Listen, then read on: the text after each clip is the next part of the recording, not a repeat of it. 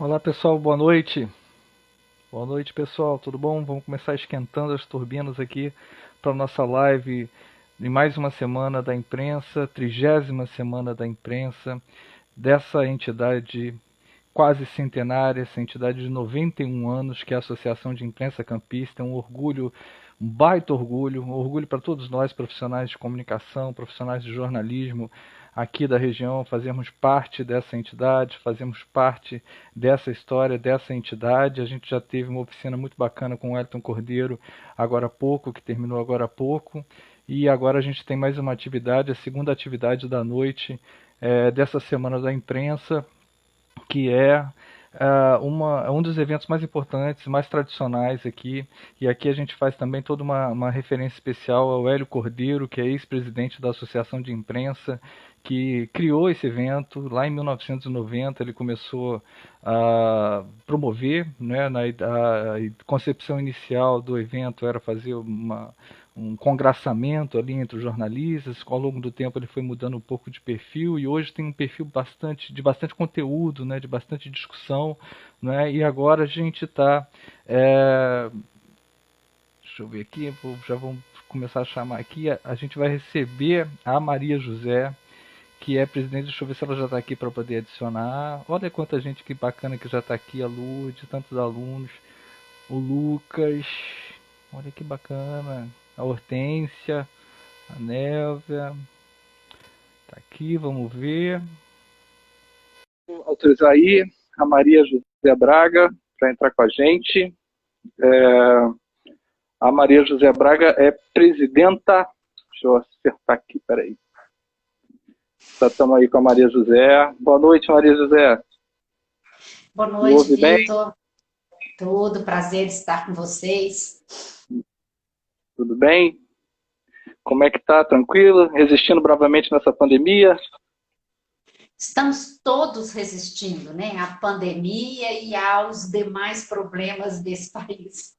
É verdade. Não são poucos. Pessoal, a Maria José é presidenta da Federação Nacional dos Jornalistas, a nossa querida FENAGE, uma entidade muito importante que nos representa nacionalmente e também internacionalmente. Ela representa todos os sindicatos jornalistas do país e também a nós, profissionais, individualmente. Tem uma entidade que tem uma tradição, né, de décadas de serviços prestados ao país, à democracia, à imprensa, aos jornalistas. Então, é uma entidade que, sobretudo os novos do bando, aí, o pessoal que está no primeiro período, o pessoal que ainda está chegando, que ainda não conhece, precisa conhecer muito a FENAGE e os nossos sindicatos, né, porque eles constroem toda uma articulação e tem toda uma atuação no sentido de defender a categoria, as liberdades democráticas. Então, é muito importante que a gente acompanhe o trabalho da FENAGE. A Maria José é presidenta da FENAGE, como eu falei, ela é jornalista, formada em jornalismo pela Universidade Federal de Goiás, onde também se graduou em filosofia e fez mestrado também em filosofia, é jornalista concursada também do Instituto Federal de Goiás, tem uma atuação no sindicalismo também da área de jornalismo de longa data, e hoje ela está aqui para falar com a gente sobre liberdade de expressão. Maria José, mais uma vez, boa noite. Já chegou um monte de gente aí. Fique à vontade para fazer suas considerações iniciais e também já começar a fazer a sua exposição sobre a liberdade de expressão. É um orgulho estar conversando com você, te admiro, te vejo à distância, já estivemos em alguns eventos e é um orgulho estar falando com você nesse momento. Fique à vontade, a palavra é toda sua. Bom, então boa noite mais uma vez, professor Vitor. Boa noite a todos e todas que estão nos acompanhando. Eu gostaria de começar agradecendo, porque às vezes eu esqueço de agradecer e é muito importante. Então, eu quero agradecer à Associação de Imprensa Campista, o curso de jornalismo da Uniflu. É uma oportunidade de falar sobre o trabalho da FENAGE e falar sobre esse tema tão importante e que nunca perde a sua atualidade, que é a liberdade de expressão e liberdade de imprensa. O momento que a gente está vivendo no Brasil é particularmente especial para tratarmos tanto de uma quanto de outra, da liberdade de expressão e da liberdade de imprensa. E eu gostaria de começar fazendo a distinção entre as duas, porque muitas vezes, e propositadamente ou não, a pessoas e até mesmo instituições que tratam como se fossem coisas equivalentes. Então, eu queria fazer a distinção que, para nós jornalistas, é uma distinção importante. A liberdade de expressão é um direito consagrado a todo e qualquer cidadão e cidadã. Então, é um direito individual da pessoa humana. E esse direito começa a se expressar muitíssimo cedo. Eu digo que os bebês já se expressam, e a forma que tem de expressão, principalmente nos anos iniciais da vida, pelo menos no primeiro ano da vida, é o choro, é o riso. Então, existe aí uma forma bastante plural do ser humano se expressar. Caracterizou-se, claro, pelo avanço da humanidade, pela linguagem, né? pela linguagem e pela língua. Então, essa linguagem ela é corporal, ela é linguística, ela é artística, uma gama de formas que todo ser humano tem para expressar o seu pensamento, expressar a sua vontade, as suas opiniões. Já a liberdade de imprensa, utilizamos esse termo porque, inicialmente, havia apenas a imprensa, ou seja, a informação jornalística divulgada por meio dos impressos, né, papéis e divulgados das diversas formas. O que nós caracterizamos como imprensa é um conjunto de meios e de profissionais que produzem e divulgam informações jornalísticas. Então, a liberdade de imprensa é a liberdade de produzirmos e difundirmos informações jornalísticas, e não pensamento individual, não opinião individual de cada um. E por que ambas são importantes? Bom, primeiro que um é direito do cidadão e cada um deve, sim, de fato, poder expressar livremente seu pensamento e suas opiniões. Mas a liberdade de imprensa, ela é garantidora do direito à liberdade de expressão. Porque, por meio do jornalismo, nós, jornalistas, damos a oportunidade de cidadãos, grupos sociais, entidades, partidos, etc., se expressarem coletivamente. Então, nós garantimos que esse direito à liberdade de expressão seja elevado à potência, que ele ganhe a esfera pública por meio do trabalho jornalístico. Então, é fundamental para qualquer democracia que haja liberdade de expressão e que haja liberdade de imprensa. E nós estamos vivendo momentos muitíssimo particulares no nosso país, e eu queria começar dizendo que, de fato, no Brasil, hoje, nós temos fissuras, não é mais ameaças. Nós temos fissuras nas liberdades de expressão e de imprensa. A gente tem, por meio de grupos sociais, de medidas de contenção dessas liberdades por meio de ataques a pessoas, de ataques a profissionais jornalistas, de ataques à imprensa de uma forma em geral. Então, nós estamos de fato vivendo tempos em que essas liberdades estão sendo atacadas cotidianamente, não mais ameaçadas, mas atacadas cotidianamente. E esses tempos exigem mais coragem, mais reflexão e mais disposição para defendermos ambas.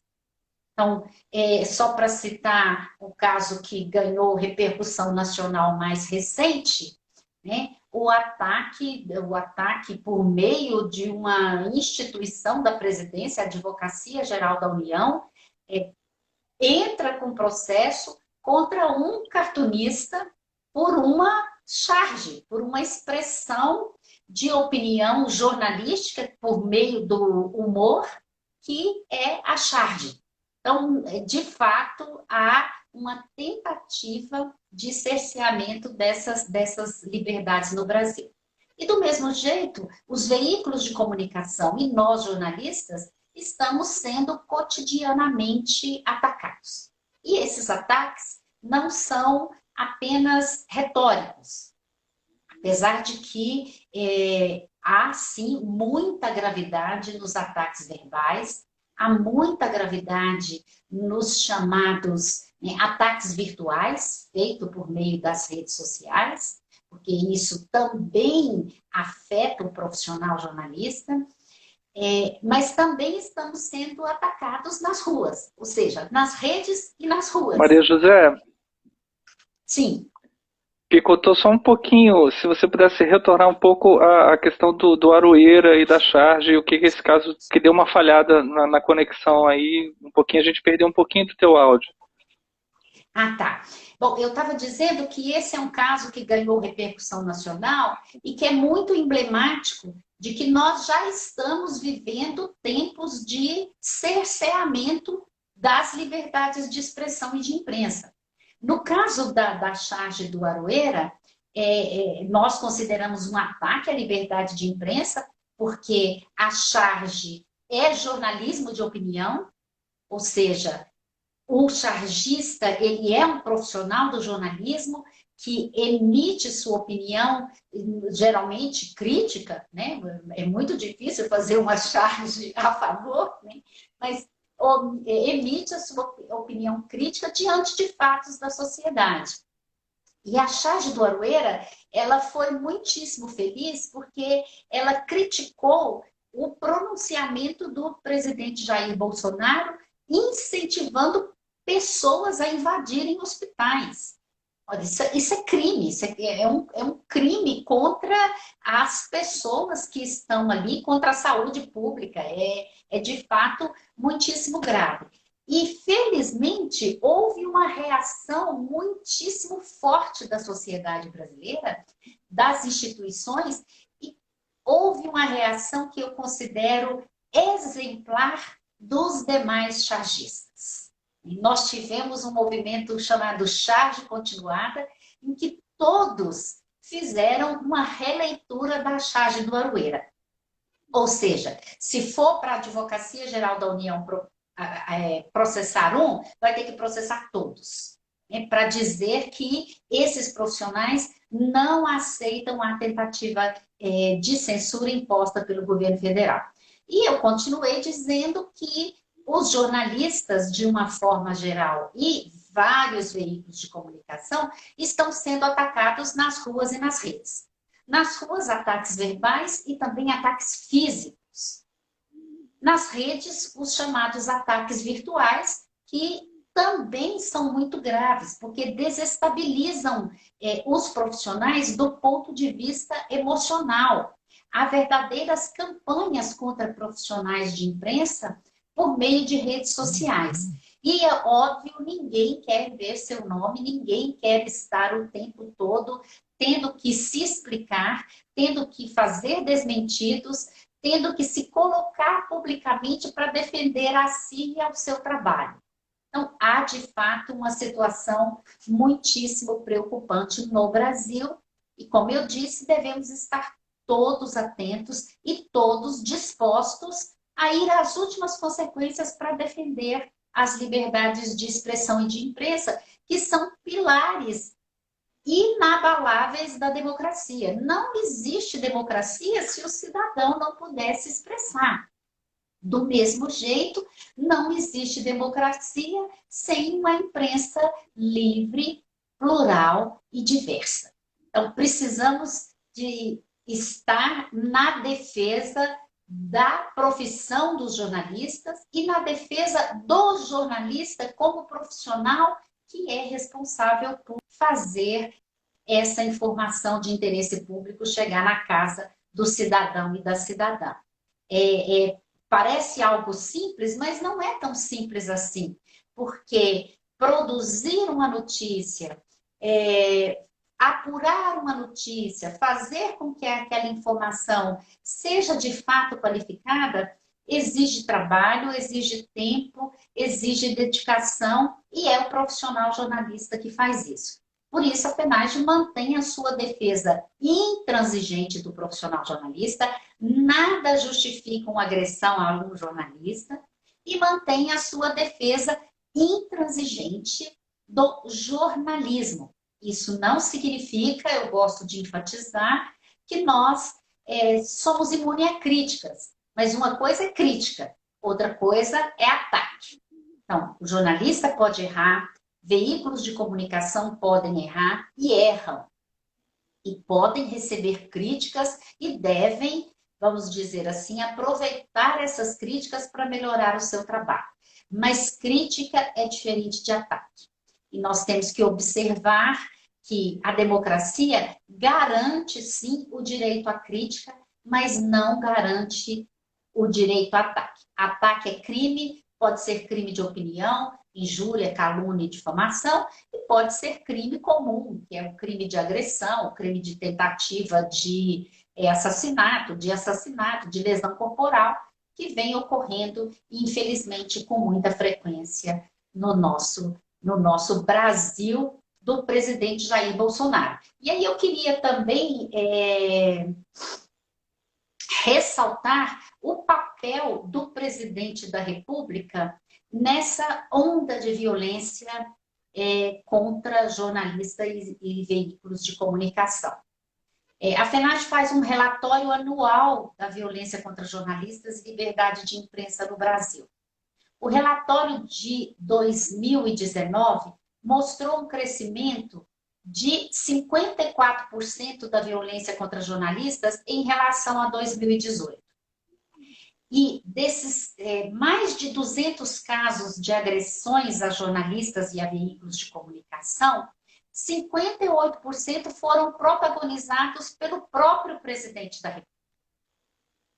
Então, é muitíssimo grave, porque há o que nós chamamos de uma institucionalização da violência contra jornalistas por meio da presidência da República.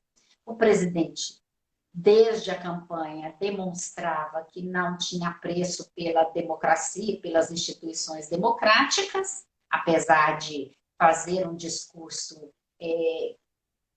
afirmando o contrário, mas após a posse, ele passou, de fato, a investir contra os jornalistas e contra os veículos de comunicação de forma sistemática. Isso não é aleatório, não é esporádico, não. É quase que diário os ataques que o presidente desfere contra jornalistas e contra veículos de comunicação. Então, a FENAGE e os sindicatos de jornalistas não podem se furtar de fazer a defesa dos profissionais. E como que a gente faz a defesa dos profissionais? Primeiramente, a gente faz a denúncia pública. Parece pouco, mas não é. As pessoas viram e falam assim, o que adianta soltar nota? A nota registra publicamente as agressões ocorridas. Isso é importante. A sociedade precisa de saber o que está acontecendo. Então, a gente está sempre informando os casos de violência contra jornalistas que ocorrem Brasil afora e também os casos que rotineiramente têm sido protagonizados pelo presidente. A gente também faz a orientação dos profissionais. Não podemos aceitar a violência. Como eu disse, nem mesmo um ataque virtual pode passar em branco. E nós não podemos naturalizar a violência.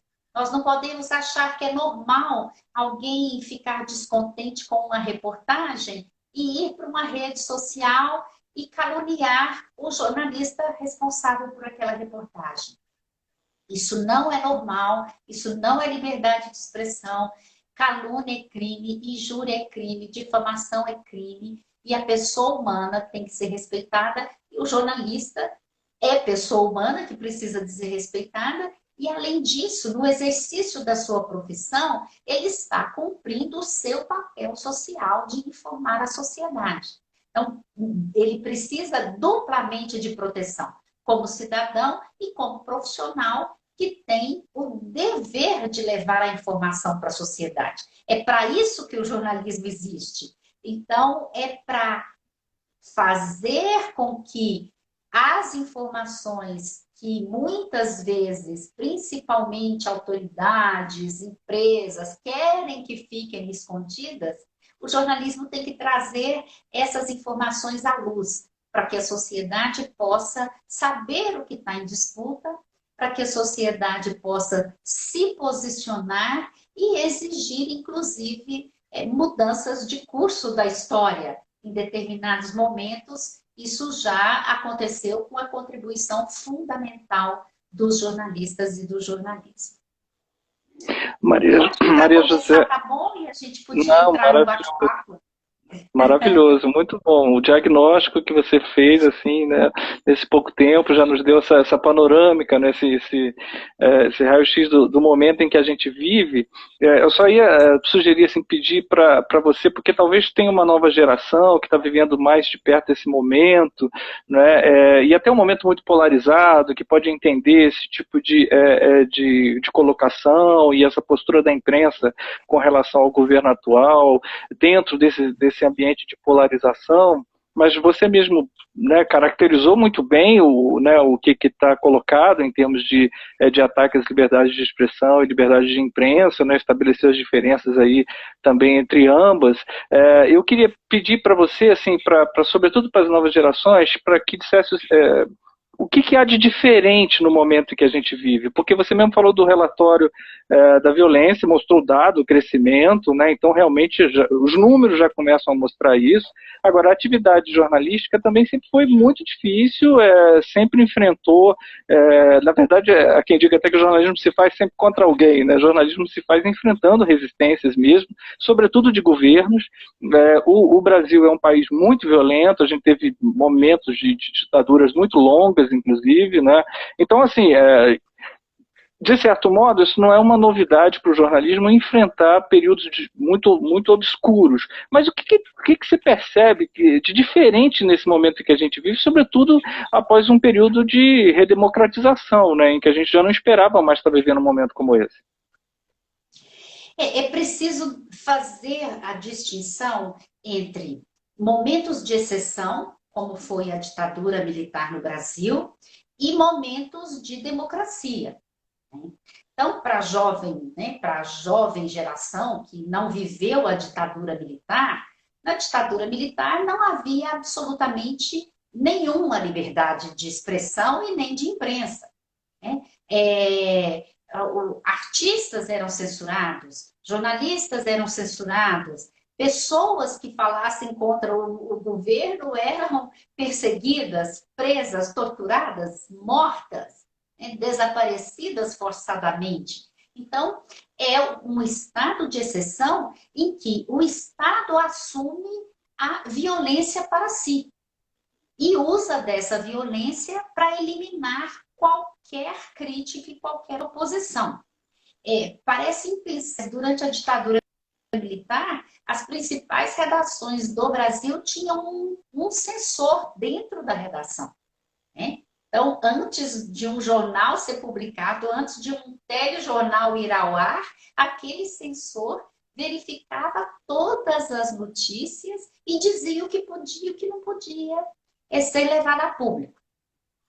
A diferença agora é que nós estamos numa pretensa democracia. É muito comum, e a gente está ouvindo isso todo dia, chefes de poderes, pessoas ligadas a instituições dizerem, não, as instituições estão funcionando. Peraí, estão funcionando como? Então, a gente tem uma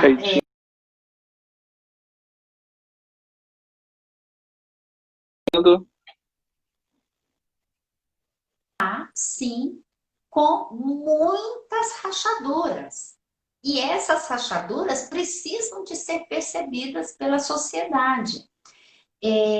Quando a gente fala que para o jornalista e para a imprensa de uma forma geral, a grande diferença é que, de fato, houve uma institucionalização da violência. Eu repito, A presidência da República, na figura do presidente da República, é responsável por ataques diários aos jornalistas e aos veículos de comunicação. Isso não é pouca coisa, isso é muitíssimo grave. Isso mostra que aquela pessoa que está ocupando a presidência da República não respeita as instituições republicanas e democráticas, instituídas claramente pela Constituição brasileira. Então, há uma quebra dos paradigmas democráticos. E isso significa, na prática, uma quebra da democracia. Não é à toa que nós, Federação Nacional dos Jornalistas, vários pesquisadores, várias instituições estão afirmando que nós temos um governo neofascista no Brasil. E o que significa isso? Um governo que não respeita as instituições democráticas, não respeita os demais poderes e usa da violência para manter-se. E essa violência, ela pode não estar expressa nos tanques na rua, né, que foi a marca da ditadura militar, né, os militares ocupando as ruas com seus tanques, prendendo, batendo, etc. Mas essa violência, ela se manifesta,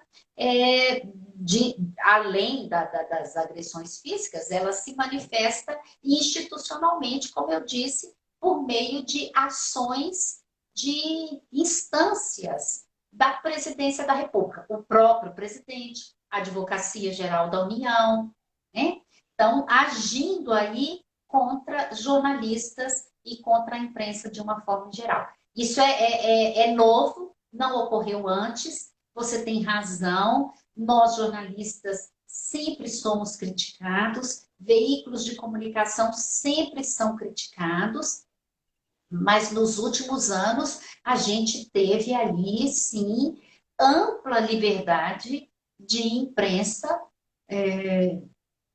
graçando o Brasil afora, para que, de fato, caracterizasse um regime democrático. E agora a gente tem um retrocesso, não tem uma censura explícita, mas tem formas de se contrapor ao trabalho da imprensa para restringir a liberdade. Tem uma pergunta aqui, Maria José, do Rafael. Ele pergunta o seguinte: qual é a posição da FENAGE a respeito do projeto das fake news? Perguntando se você acha que o combate ao gabinete do ódio, aparentemente comandado por, ele já fala aqui, o Carluxo, pode virar uma armadilha. Eu imagino também que ele está colocando aquela questão de você, a pretexto de combater as fake news, começar a restringir a liberdade de expressão, né? Como que a FENAGE está tratando essa questão? Bom, o Rafael deve estar se referindo ao último projeto que causou, né, bastante debate no Brasil, e do senador Alessandro, do deputado Tabata, e que ganhou um substitutivo do senador Ângelo Coronel. O projeto de lei já tinha muitos problemas. O senador, inclusive, teve a humildade de conversar com algumas entidades, conversou com os membros eleitos do Conselho de Comunicação Social do Congresso Nacional, do qual eu faço parte, representando os jornalistas, aceitou críticas, disse que ia incorporar algumas sugestões, mas aí o que ocorreu? Que o relator, o senador Ângelo Coronel, apresentou um substitutivo totalmente diferente do projeto de lei original. E esse substitutivo traz algumas propostas muitíssimo preocupantes. Então, qual é a posição da FENAGE para falar muito claramente? O substitutivo do coronel, do Ângelo Coronel, é um perigo para a sociedade, um perigo para os jornalistas, um perigo para o cidadão comum, que pode ser criminalizado de uma forma inimaginável. Qual é a posição da FENAGE em relação ao combate as chamadas fake news, que eu gosto sempre de dizer que são não são news, né, são informações falsas ou fraudulentas. Nós precisamos de ter medidas, sim, de combate. Precisamos de uma lei? Não sei. Talvez nós precisamos de regular a atuação das plataformas para que essas plataformas sejam aliadas no combate à desinformação e às informações falsas e ou fraudulentas. Porque a criminalização já existe. Se eu imputo um crime a alguém, eu estou cometendo crime de injúria. Se eu falo mal de você e aquilo você acha que atingiu a sua honra, eu estou cometendo um crime de difamação e você já pode ir à justiça. Acontece que, com as novas tecnologias e principalmente com o advento das redes sociais, foi possível, e isso existe, a criação de uma verdadeira indústria de produção de informações falsas e ou fraudulentas. E essa produção em escala industrial, ela não é ingênua, ela não é espontânea, não. Ela é encomendada e ela sempre tem o endereço certo. É para prejudicar alguém, é para prejudicar um grupo social, é para prejudicar um partido político. Não é algo amador. Então, isso nós precisamos de encontrar um mecanismo de combater.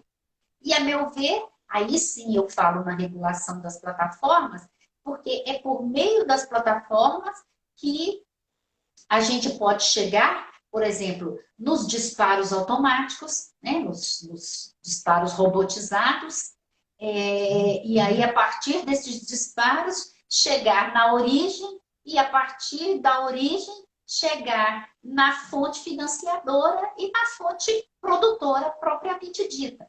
Então, precisamos de fazer esse trabalho, mas, repito, não é criminalizando o cidadão, não é dizendo que quem reproduzir uma fake news, uma informação fraudulenta, pode pegar 5 anos de cadeia, que vai se resolver o problema, né? Tem que ir na origem do problema, que é a industrialização da desinformação e da produção de informações falsas e ou fraudulentas. Bacana, Marizé. A gente tem a pergunta aqui do Lucas também. De certa forma, você já falou bastante sobre a questão que ele levanta aqui, mas se você quiser repisar algum aspecto, ele pergunta assim: como manter a liberdade de expressão no momento que o país vive com ataques constantes, direto à imprensa, né? Eu acho que você já falou um pouco sobre isso, talvez pudesse adicionar um elemento que é o seguinte, talvez uma avaliação sua sobre se você considera que o jornalismo atual está conseguindo fazer esse enfrentamento. Porque muitas vezes, por exemplo, a gente vê com relação às demais instituições, e há todo um debate se as instituições brasileiras estão conseguindo segurar, né, esses ímpetos autoritários, antidemocráticos do atual governo, né, às vezes se não estão sendo parcimoniosos demais, o próprio Supremo ou o Congresso Nacional, né? E o jornalismo? O jornalismo está conseguindo fazer frente a isso? O jornalismo, ele tem desempenhado um papel muitíssimo importante e responsável na questão da pandemia provocada pelo novo coronavírus. Então, isso a gente tem que reconhecer. A maioria dos veículos de comunicação tem, de fato, procurado informar a sociedade e até mesmo educar o cidadão e a cidadã na sua ação cotidiana, né? Então, isso a gente reconhece. Mas, em relação aos demais problemas nacionais, principalmente as empresas de comunicação chamadas hegemônicas, as grandes empresas de comunicação, continuam muitíssimo, eu digo, tímidas, para usar um adjetivo leve. Tá? Por quê? Porque nós estamos, de fato, repito, nós não temos ameaça à democracia, nós já temos fissuras na democracia. E isso não está sendo dito. Isso não está sendo mostrado para a população. Está sempre no discurso de que é ameaça. E não é mais ameaça, é fato. está sempre no discurso de que as instituições estão funcionando. E as instituições não estão funcionando, ou pelo menos com a agilidade e o rigor que precisavam de funcionar. Né? Existem mais de 20 pedidos de impeachment contra o presidente Bolsonaro na Câmara dos Deputados. E o presidente da Câmara dos Deputados não é questionado sobre isso. Ele tinha que vir a público para dizer por que ele não toma uma posição. Ou diz que aqueles pedidos são mal embasados, que não têm fundamento e que, portanto, vão ser rejeitados, ou coloca para tocar. Não, ele simplesmente pôs na gaveta. Porque ele entende, ele pessoalmente entende, o grupo político dele, o partido dele, entende que não é chegado o momento de impeachment, que o impeachment pode provocar mais instabilidade à frágil democracia brasileira. Então, quando se fala que as instituições estão funcionando, tem aí uma certa condescendência com o papel dessas instituições. Né? Também ainda no nível do legislativo. Olha, o legislativo está aprovando um monte de coisa a toque de caixas em sessões virtuais, sendo que as sessões virtuais eram só para as questões urgentes. Não, estão lá aprovando um monte de coisa a toque de caixa, sem debate, sem participação social, sem absolutamente dar clareza a essas medidas que estão sendo implementadas no Brasil. No Executivo nem se fala. Todo dia, esse governo está governando por medida provisória desde o primeiro dia, de forma descabida. Medidas provisórias que são claramente inconstitucionais. Não precisa ser um constitucionalista para ver. E o Supremo não age. E os deputados e senadores não agem. Não devolvem dizendo, isso aqui não é medida provisória, isso aqui tem que ser projeto de lei. Então, de fato, a gente está vivendo um momento de exceção disfarçado de democracia. E acho que os veículos de comunicação hegemônicos não estão mostrando isso claramente para a população. Então, não estão cumprindo o seu papel de fato, dar condições para o cidadão avaliar o momento em que ele está vivendo e se posicionar politicamente nesse momento. Muito bacana. Tem umas perguntas aqui do pessoal que está acompanhando a gente. O Nicolas pergunta se você acredita que a obrigatoriedade do diploma para o exercício do jornalismo, né, mas ele está colocando aqui numa situação muito específica. Acredita que a obrigatoriedade do diploma para a criação de veículos jornalísticos seja um caminho para o fim da disseminação das fake news e, consequentemente, dos ataques à imprensa? Não tem uma relação direta, tá? Mas nós, da Federação Nacional dos Jornalistas e dos sindicatos de jornalistas do Brasil, defendemos a formação de nível superior específico em jornalismo para o profissional. Defendemos por quê? Porque entendemos esse papel macro do jornalismo. E para o jornalista dar conta desse papel, ele tem que minimamente ter conhecimento da realidade e poder fazer essa mediação da realidade com o cidadão. Não é qualquer pessoa que pode fazer jornalismo. Não basta saber escrever para fazer jornalismo, no impresso ou no portal. Não basta falar para fazer jornalismo em rádio.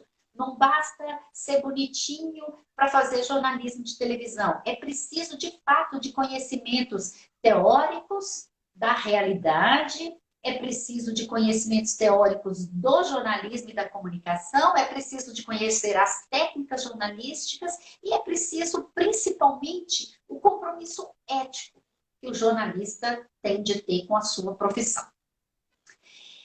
Não há uma relação direta, mas, obviamente, os ataques que os jornalistas sofreram no Brasil e o ataque à regulamentação da profissão, de alguma forma,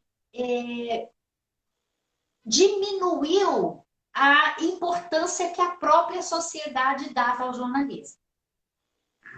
É claro que isso vem agravado com a explosão das redes sociais, né? que eu falo que é o reino da informação informal, né? Cada um fala o que quer, do jeito que quer, na hora que quer, e sem absolutamente nenhum compromisso com os fatos ou com os outros. Então, para mim, as redes sociais são o reino da desinformação mesmo. Tá?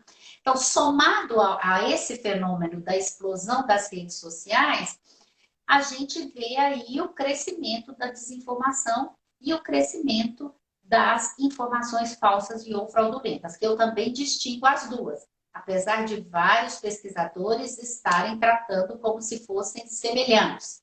Né? A desinformação, ao meu ver, é um fenômeno muito mais amplo e muito mais complexo do que a disseminação de informações falsas e ou fraudulentas. A desinformação se dá no Brasil, inclusive, pela falta absoluta de informação. Nós temos cidadãos que não têm acesso nenhum à informação sobre a vida social da qual ele faz parte. Né? Então, isso é muitíssimo grave. Volto a dizer, não tem relação direta, mas precisamos sim de valorizar o jornalismo e valorizar os jornalistas para que a sociedade passe a buscar fontes de informações mais confiáveis, que para nós somos nós, né, os jornalistas. Sobre esse déficit de formação, né, que você coloca, tem até uma pergunta aqui do Gabriel, que diz assim, se você acredita que essas agressões que ocorrem, né, com jornalistas acontecem porque as pessoas não entenderam o papel do jornalismo. Ele deve estar se referindo, claro, às agressões mais ali na ponta, né, na rua, no dia a dia, do pessoal que possivelmente não tem entendido o papel do jornalismo, não aquelas que já... Não essas tantas que você se referiu, né, daquelas que já vêm de cima, de gente que deveria dar o exemplo e que obviamente sabe muito bem qual é o papel do jornalismo. Mas ele pergunta realmente ali na rua, no dia a dia, o pessoal que está ali envolvido nessa temperatura toda, desses seguidores assim tão exaltados, se não está faltando a formação e conhecimento das pessoas acerca do papel do jornalismo. Eu acho que pode ter em parte, mas não é por você desconhecer o papel de um profissional que você se dá o direito de agredir. Então, o que está ocorrendo e que ocorria anteriormente, mas que agora está mais agravado, é a não aceitação do contrário. Eu não aceito uma informação que me desfavorece. Eu não aceito uma informação que desfavorece o político que eu estou apoiando. Eu não aceito uma informação que eu acho que não é verdadeira, mas sou eu que acho que não é verdadeira. Então, há de fato, uma intolerância generalizada no Brasil, e o jornalismo acaba sendo a vítima mais visível disso. Mas não somos só nós jornalistas que somos vítimas dessa intolerância. A violência nas escolas cresceu enormemente no Brasil nos últimos anos. Professores estão sendo agredidos fisicamente, fora as agressões morais, né? Profissionais da saúde estão sendo agredidos durante essa pandemia. Eles que estão arriscando a vida para fazer o seu trabalho, né? Arriscando diretamente a vida para fazer o seu trabalho, estão sendo agredidos. Então, há uma intolerância crescente na sociedade brasileira e há, nos últimos tempos, uma apologia da violência. Isso, volto a dizer, tem a ver com o fascismo. Há uma predominância de pensamentos fascistas. Se tem divergência de mim, eu elimino. Né? Eu não vou conversar, eu não vou convencer, eu não vou negociar. Não, eu vou eliminar. Isso é gravíssimo. E não interessa como eu vou eliminar. eu vou eliminar. Se for preciso, campo de concentração, vai ter campo de concentração. Se for preciso uso de armas, vai ter uso de armas. Então, o problema é um problema social muitíssimo mais grave e que, repito, todos nós devemos estar muito atentos para não naturalizar. Não é porque alguém não entende o que é o papel do jornalismo que ele pode agredir um jornalista. E é pouco a influência desse não entender o papel do jornalismo, né? Porque a gente não entende claramente o papel de, vou dar um exemplo mais assim, do programador de computador. Mas não é porque meu computador falhou que eu vou lá e vou bater no programador de computador. Entendeu? Sabe? Não é porque o sistema de saúde tem problemas, apesar de ser único, né, universal, não é porque ele tem problemas que eu possa agredir o médico. Essa cultura da violência que está se disseminando, ela não pode ser naturalizada. É esse o nosso pensamento e acho que é isso que a gente tem que colocar para todos. Eu costumo dizer, repetindo o ex-presidente da FENAGE, que no caso da violência, a gente não pode usar a palavra mas. Ah, o jornalista foi agredido, mas a reportagem... Não, não podemos usar a palavra mas. O jornalista foi agredido. O agressor tem que ser responsabilizado e tem que pagar pela agressão. Se o jornalista cometeu algum erro, ele vai pagar pelo erro dele. Mas em relação à agressão, o errado é o agressor e quem tem que ser responsabilizado é o agressor. Perfeito. Tem uma pergunta contundente aqui de outro Gabriel Torres, que ele é bem direto, assim, que diz o seguinte: além das notas de repúdio, como atua a FENAGE? Bom, a FENAGE atua organizando a luta sindical dos jornalistas brasileiros. É esse o papel da FENAGE, que é uma federação sindical. Então, nós temos 31 sindicatos, nós procuramos dar unidade, não só ao discurso dos sindicatos, mas às ações dos sindicatos. Tá? E, obviamente, não atuamos só na questão da violência contra jornalistas. Em relação à violência contra jornalistas, eu digo e repito, as notas são importantes porque elas são um registro histórico dessas violências, elas são a denúncia pública dessas violências, para que a sociedade saiba o que está acontecendo e se posicione. Mas a FENAGE, por meio dos seus 31 sindicatos, ela apoia os jornalistas nas ações de combate a essa violência. E quais são as ações de combate a essa violência?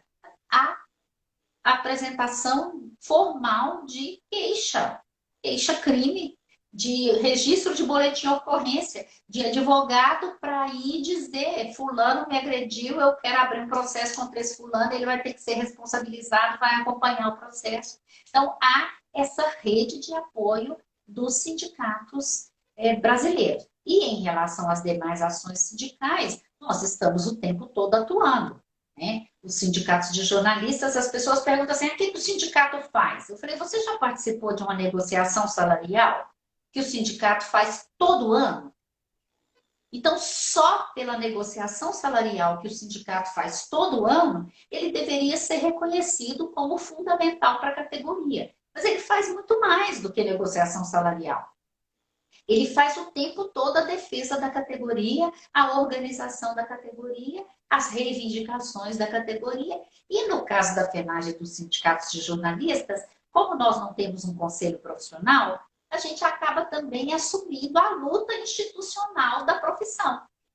Então, somos nós que fazemos a defesa do jornalismo, somos nós que apresentamos o projeto de criação do Conselho Federal de Jornalistas, somos nós que estamos na linha de frente dos debates que envolvem o jornalismo brasileiro e os jornalistas. Com relação ao Conselho, Maria José, aproveitando, tem alguma perspectiva? É claro que agora a agenda toda do país está em suspensão, né? Mas até que ponto a gente avançou nessa discussão do Conselho, na possibilidade de viabilização dele? Olha, como você disse, a agenda do Brasil está vamos dizer assim, focada na garantia da democracia e das instituições democráticas. Então, estamos todos envolvidos com a luta pela democracia e pelas liberdades individuais e coletivas 24 horas por dia.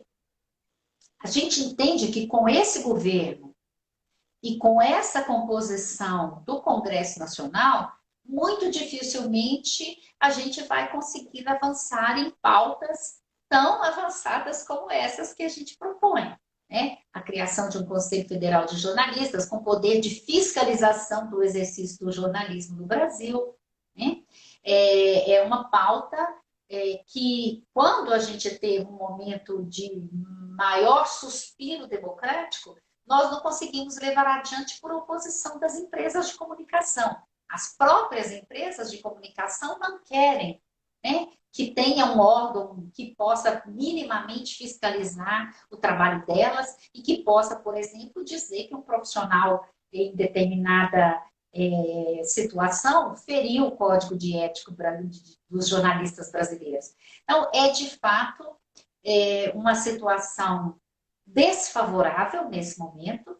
A gente não está pautando esse debate no Congresso, não estamos lá fazendo lobby, porque a democracia e os direitos da classe trabalhadora estão exigindo de nós um esforço muito maior. A gente está o tempo todo tentando barrar medidas que retiram direitos da classe trabalhadora brasileira. E, infelizmente, temos sido derrotados, como fomos derrotados na contra-reforma trabalhista e na reforma da Previdência. Estamos sendo atropelados pela realidade e por esses partidos e políticos que estão dominando a cena brasileira e que são francamente contrários à classe trabalhadora. Bacana, Marisa. É uma pena porque passa tão rapidinho, né? A gente tem tanta coisa para falar ainda, mas a gente tem uma limitação de tempo. A gente já passou dos 50 minutos e as lives do Instagram terminam, já estão terminando, termina com 1 hora. Só vou registrar aqui 2 perguntas, se você puder comentar rapidinho.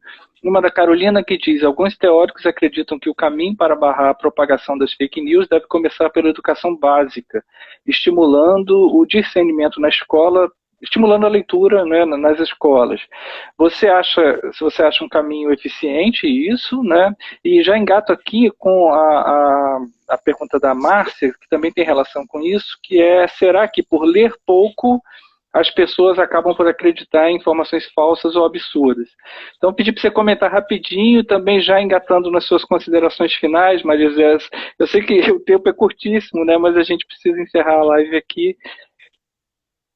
Então, claro, a educação é a base de tudo. Somente por meio da educação é que você tem, de fato, cidadãos e cidadãs conscientes do seu papel nas sociedades.